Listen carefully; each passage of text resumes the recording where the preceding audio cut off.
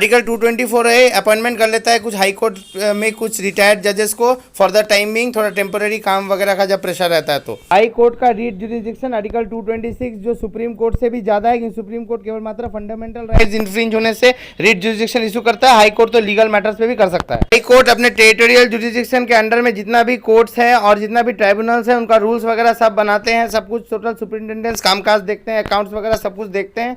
लेकिन कोई भी आर्मी कोर्ट का वो काम हाई कोर्ट नहीं देखता, उसके जुरिसडिक्शन में नहीं आता है। जुरिसडिक्शन मतलब सिर्फ स्टेट तक ही लिमिटेड होगा, जैसे वेस्ट बंगाल से वेस्ट बंगाल तक ऐसा भी नहीं है, कभी कभार अंडमान निकोबार इधर उधर भी एक्स्ट्रा जुरिसडिक्शन मिल जाता है हाई कोर्ट को। आर्टिकल 226A जो रिपील कर दिया गया था वह 43rd अमेंडमेंट एक्ट 1977 में, ये इफेक्ट हुआ था 1978 में। हमेशा जो अमेंडमेंट एक्ट होता है वो अगले साल इफेक्ट में आता है, नेक्स्ट ईयर 77 में होता है 78 में। कुछ सेंट्रल लॉज को प्रोटेक्ट कर रहा था ताकि वो 226 के जुरिसडिक्शन में ना आए, मतलब हाई कोर्ट उसके ऊपर कोई एक्शन ना ले पाए, कोई रीट जुरिसडिक्शन ना कर पाए। अगर किसी हाई कोर्ट में बहुत ज़्यादा काम का प्रेशर है तो आर्टिकल 224A के अंतर्गत एक हाई कोर्ट का जो जज होता है ना वो रिक्वेस्ट कर सकता है कोई भी आदमी को कि आप आके हमारा हाई कोर्ट में काम कीजिए टेम्पोररीली, ठीक है।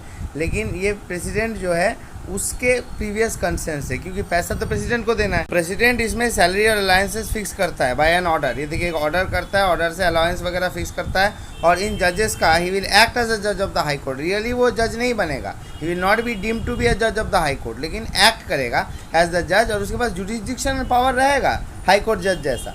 लेकिन एक कंडीशन है कि ये कोई भी ऐरा गैरा आदमी नहीं होना चाहिए, पहले भी वो किसी हाई कोर्ट में या तो काम किया हुआ रहना चाहिए या तो ऑलरेडी इसी हाई कोर्ट का पहले काम करता था, मतलब रिटायर्ड हो गया है या कोई कारण से, या तो कोई दूसरा हाई कोर्ट में काम करता था, वैसे ही आदमी को रिक्वेस्ट कर सकता है। दो कंडीशन है टू एक्ट एज अ जज ऑफ हाई कोर्ट, एक है वो पर्सन का कंसेंट होना चाहिए और दूसरा है he held the office of the जज ऑफ एनी हाई कोर्ट, मतलब पहले भी कोई हाई कोर्ट का जज रह चुका। सुप्रीम कोर्ट जैसे आर्टिकल 32 में पूरा इंडिया में रीट इशू कर सकता है, वैसे लेकिन हाई कोर्ट अपने रेस्पेक्टिव जुरिसडिक्शन में, जैसे बंगाल अपना बंगाल में ही रीट इशू कर सकता है अगेंस्ट एनी पर्सन, कोई भी आदमी के अगेंस्ट में या तो कोई अथॉरिटी के अगेंस्ट। आप अगर कल ऑफिसर बन जाते हो और किसी को पकड़ के रख देते हो तो उसके आपके अगेंस्ट में भी रीट इशू कर सकता है। लेकिन अगर आप बंगाल में पकड़ के रखे हो, बंगाल का आदमी को पकड़ के रखे हो और बंगाल में, तो फिर बंगाल का ही जुरिसडिक्शन में पड़ेगा, तो बंगाल का हाई कोर्ट इशू करेगा। अगर आप सीबीआई हैं और सीबीआई को गवर्नमेंट ने डायरेक्शन दिया है किसी को पकड़ के लाने के लिए, चिदम्बरम को या किसी को भी, तो वो भी इशू कर सकता है रीट जुरिसडिक्शन जाके जुडिशियरी। 44th अमेंडमेंट द्वारा 5 टाइप का रीट घुसाया गया था, जैसे कि habeas corpus, mandamus, prohibition, quo warranto, certiorari. High court कौन सा कारण से इशू कर सकता है रीट? एक तो है फंडामेंटल राइट्स का ब्रीच होने से,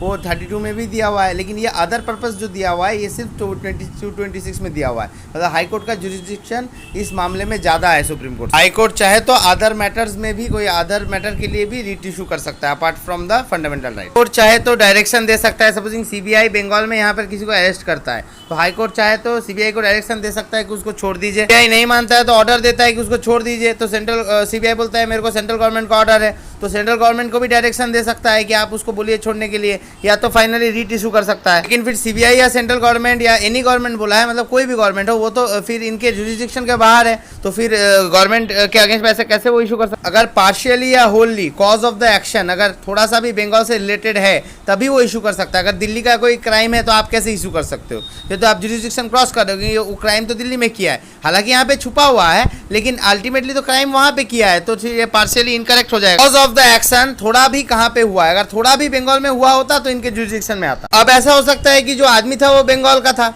लेकिन इरेस्पेक्टिव ऑफ उसका घर कहाँ पर है या अथॉरिटी कहाँ का है, उसका रेसिडेंस वगैरह को मत देखिए, एक्शन कहाँ पे हुआ है वो देखिए। एग्जाम्पल तमिलनाडु का सीएम जयललिता, वो अभी कर्नाटका में अरेस्ट करके रखा हुआ है उनको, लेकिन उनका जो है रेसिडेंस तो तमिलनाडु में है, लेकिन फिर जुरिसडिक्शन जहाँ पे कॉज ऑफ क्राइम था वो लेकिन कर्नाटका में हुआ था, इसलिए वहाँ पे अरेस्ट हुआ है। कोई पार्टी सपोजिंग ये पिटीशन कर रहा है हाई कोर्ट में अगेंस्ट इस पार्टी का, ठीक है, और हाई कोर्ट जो है एक टेम्पोररी मतलब इंटरिम ऑर्डर दे देता है, इंजंक्शन या स्टे जारी कर देता है, लेकिन उसके अगेंस्ट में उसको कोई भी डॉक्यूमेंट्स नहीं देता है, या कोई पिटीशन का ये जो पिटीशन दिया गया था उसको कॉपी नहीं देता है, और एक अपॉर्चुनिटी भी नहीं देता है ऑफ बीइंग हर्ड, तो फिर ये पार्टी एक एप्लीकेशन करता है कि हाई कोर्ट को कि वो इंटरिम ऑर्डर को आप वैकेट कर दीजिए, मतलब कैंसिल कर दीजिए, और साथ ही साथ एक वही एप्लीकेशन का एक कॉपी पिटिशनर के पास भी जाता है या तो उसके काउंसिल के पास जाता है, मतलब जो एडवोकेट रहता है। कोर्ट फिर ये पेंडिंग नहीं रख सकता एप्लीकेशन को, 2 हफ्ता के अंदर इसको डिस्पोज करना पड़ता है। इस बीच में अगर हाई कोर्ट बंद रहता है तो जिस दिन खुलता है उसके अगले दिन मतलब नेक्स्ट डे में डिस्पोज करना पड़ता है, या तो अगर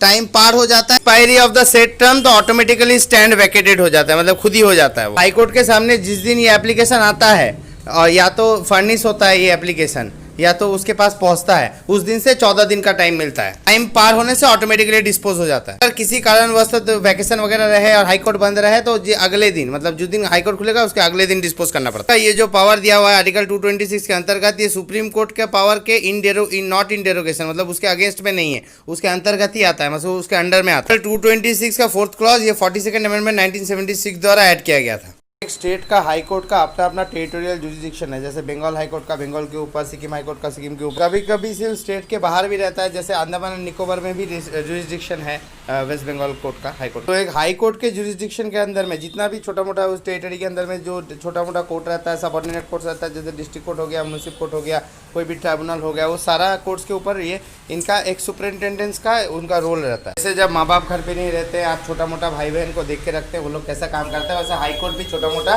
कोर्ट्स को देख के रखता है। फिर जनरल रूल्स बना सकता है, प्रैक्टिस वगैरह करने के लिए जो रेगुलर प्रोसीडिंग्स का जो रूल्स रेगुलेशंस होता है जनरली वो सब बना सकता है। फिर कैसे करके अकाउंट्स बनाना पड़ता है, रूल्स वगैरह क्या रहता है, जैसे यहाँ पे देखिए अकाउंट्स लिखा हुआ है, कितना कितना क्या रखना है, हिसाब किताब मेंटेन करना। जैसे छोटे भाई बहन जो आपके घर में आप बोलते नहीं है, रूल्स बनाते हैं ना, इधर बाहर मत निकलना, इधर मत जाना, वो मत करना, उस तरीके से रूल्स वगैरह बनाता है। फिर ये करो, बैठ के पढ़ो, ये बुक देखो, तो बुक्स वगैरह अकाउंट्स मेंटेन करना सिखाता है। थोड़ा बहुत पढ़ाई लिखाई में जैसे आप हेल्प कर देते हो, इसको ऐसे करो, इसको मैथ्स करो, वैसे हाई कोर्ट भी करता है। अगर कॉमर्स का छात्र हुआ आपका भाई तो फिर आप बुक्स अकाउंट्स एंट्री सिखाओगे, वैसे हाई कोर्ट्स भी छोटा कोर्ट्स को सिखाता है। इसका टेबल भी सेट करता है, कितना क्लर्क्स ले सकता है, ऑफिसर्स ले सकता है, अटॉर्नी जनरल या एडवोकेट जो भी है कितना फीस ले सकता है। जैसे अटेस्टेशन के लिए 200 रुपये ले सकता है, एक हेयरिंग के लिए 500 रुपये ले सकता है, ऐसा सेटल कर सकता है। लेकिन ऐसा करने से तो आप लोग भाई बहन के ऊपर अत्याचार करोगे, ये कर वो कर, इसीलिए प्रीवियस अप्रूवल होना चाहिए किसी का कि नहीं भाई तू इसको पढ़ा है, लेकिन अप्रूवल होना चाहिए। तो गवर्नर से जो है प्रीवियस अप्रूवल लेता है, जैसे हम लोग माँ बाप से अप्रूवल लेते हैं, भैया आप लोग जाएंगे, मम्मी आप लोग जाएंगे तो मैं उसको पढ़ाऊंगी वगैरह, तो प्रीवियस अप्रूवल चाहिए। लेकिन फिर आपको स्कूल सिलेबस के अकॉर्डिंगली भी पढ़ाना है। अगर स्कूल का बुक के हिसाब से आपको पढ़ाना है, इसका मतलब क्या है कि स्कूल का बुक में जो दिया हुआ है उस हिसाब से आपको पढ़ाना है, आप आर्बिट्रेरी कुछ भी नहीं पढ़ा सकते।